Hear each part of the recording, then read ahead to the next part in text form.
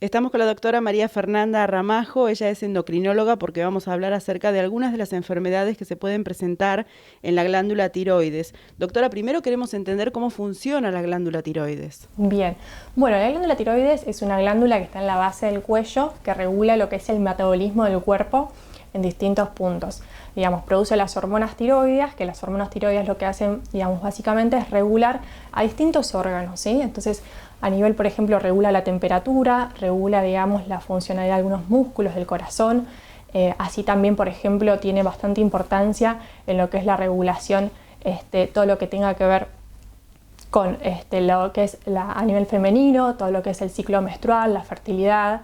Entonces, digamos, tiene acción en distintos órganos y que, bueno, ante, digamos, determinadas situaciones donde hay un trastorno en su funcionalidad, vamos a presentar distintos síntomas que tienen que ver con la acción en distintos órganos.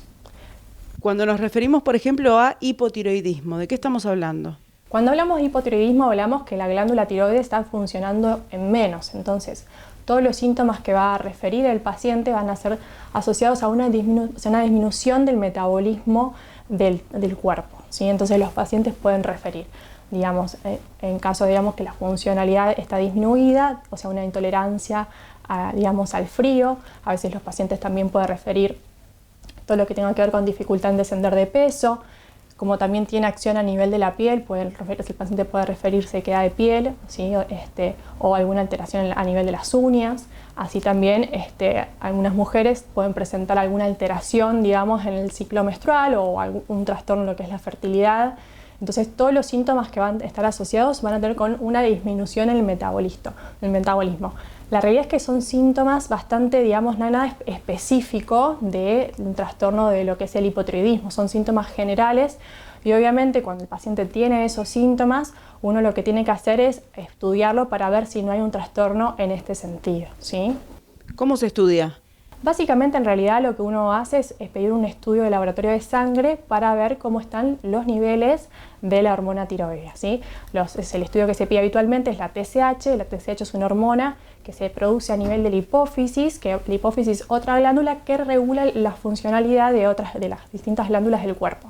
Entonces, la hormona TSH, que es la que estimula la producción de hormona tiroidea para la glándula tiroides, generalmente se ve elevada o se ve alterada, y uno también estudia lo que son las hormonas de las glándulas tiroides per se, que es la T4 y la T3, para ver realmente si hay un trastorno en este sentido.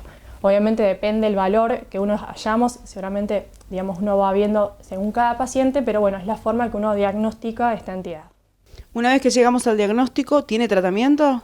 Sí, digamos, habitualmente el tratamiento en realidad es reemplazar, digamos, con hormona tiroidea, que es habitualmente la que uno conoce como levotiroxina, para, digamos, reemplazar esta faltante o este déficit de la hormona tiroidea que tiene el paciente.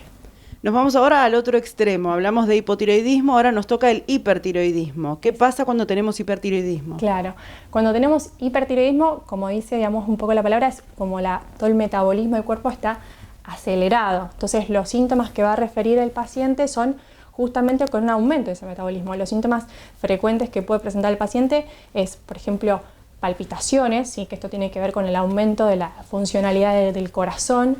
Puede haber descenso de peso, puede haber lo que es, digamos, diarrea, ¿sí? Porque aumenta el tránsito intestinal. Entonces, esos son los síntomas que a veces suele presentar el paciente. También puede haber un trastorno en lo que es el ciclo menstrual de la mujer.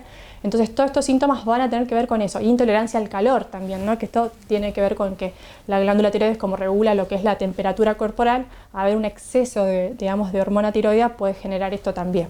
¿Se llega al diagnóstico también por un análisis de sangre? Sí, digamos, uno lo que tiene que verificar realmente si estos síntomas tienen que ver con una hiperfunción de la glándula tiroides, y después, para establecer cuál es el diagnóstico definitivo, quizás uno se apoya en otros estudios, como puede ser algunos estudios especiales para pedir anticuerpos o algunos estudios específicos de medicina nuclear. La causa más frecuente del hipertiroidismo habitualmente es la enfermedad de Graves-Basedow, que es una enfermedad autoinmune donde el cuerpo produce anticuerpos contra la glándula tiroides y hace que funcione en, digamos, más cantidad, o sea, mayor funcionalidad y mayor liberación de hormonas. Entonces, uno se apoya en algunos medidores de laboratorio, y a veces, si uno necesita completar el diagnóstico, a veces lo completa con algunos estudios de medicina nuclear, que es bastante específico. Y bueno, y el tratamiento también uno lo va individualizando según cada paciente, o sea, una de las medicaciones que más uno utiliza son los antitiroides, como el metimazol, para frenar un poco la actividad de la glándula tiroides. Y bueno, después hay otros tipos de tratamientos, en el caso de que el paciente tenga algún tipo de contraindicación o falta de respuesta, que puede ser una dosis de yodo radioactivo, que lo que hace es llevar del hipertiroidismo al hipotiroidismo, o eventualmente también la intervención quirúrgica de la glándula tiroides. Eso obviamente es bastante individualizado, no es que uno, depende de cada persona, cada paciente, cuál es el tratamiento más adecuado según, el contexto de ese paciente. Pero hay una tendencia a creer que es mucho más complejo el tratamiento del hipertiroidismo que del hipotiroidismo. ¿Esto es real? Sí, uno habitualmente por eso justamente los tratamientos definitivos que se llaman, que es el tratamiento de la cirugía o el yodo radioactivo, es tratar de llevar al paciente, al eutiroidismo. Eutiroidismo habla de la funcionalidad normal, o al hipotiroidismo, porque es mucho más fácil el manejo en realidad, y obviamente, todos los síntomas de la hiperfuncionalidad de la glándula tiroides pueden tener asociado comorbilidades. Entonces uno tratar de manejar esa situación y tratar de normalizarlo lo más pronto posible la funcionalidad, para que no le genere una complicación al paciente.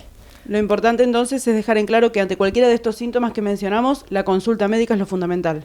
Exactamente, sí, exactamente. Ya sea, acudir primero a su médico de cabecera, médico clínico, y eventualmente también eso, si hay alguna duda, se evalúa con el especialista, pero bueno, siempre eso consúltenlo, porque en realidad es esto, ¿no? Sobre todo con el hipotiroidismo no hay ningún síntoma específico, son síntomas bastante generales, y la única forma de poder establecerlo es con un análisis de sangre.